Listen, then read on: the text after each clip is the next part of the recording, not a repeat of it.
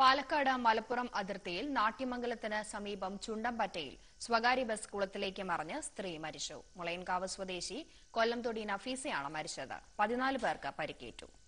പരിക്കേൽക്കാതെ രക്ഷപ്പെട്ട ബസ് യാത്രക്കാരി വസന്ത അപകടത്തെക്കുറിച്ച് വിവരിക്കുന്നത് ഇങ്ങനെ. എത്തിയപ്പോ ബസ് ഈ ഡ്രൈവർ നേരെ വീണ് കണ്ടു. ഡ്രൈവർ വീണിട്ട് ഇവിടെ പൊട്ടണ് കണ്ടു. പിന്നെ നേരെ കുളത്തിലേക്ക് ബസ്സവിടെ പോയി.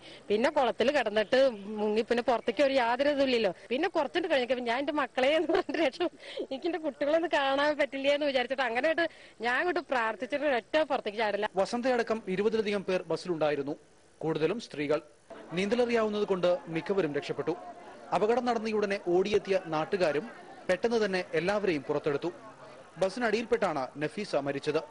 പരിക്കേറ്റവരെ പെരിന്തൽമണ്ണയിലെ സ്വകാര്യ ആശുപത്രികളിൽ പ്രവേശിപ്പിച്ചു. കൂടുതൽ പേർ ഉണ്ടോ എന്ന സംശയത്തിൽ ബസ് ഉയർത്തിയ ശേഷം കുളത്തിൽ തിരച്ചിൽ നടത്തി. ബസിന്റെ ലീഫ് പൊട്ടിയതാണ് അപകട കാരണമെന്ന് സംശയിക്കുന്നു. മനോരമ ന്യൂസ്, മലപ്പുറം.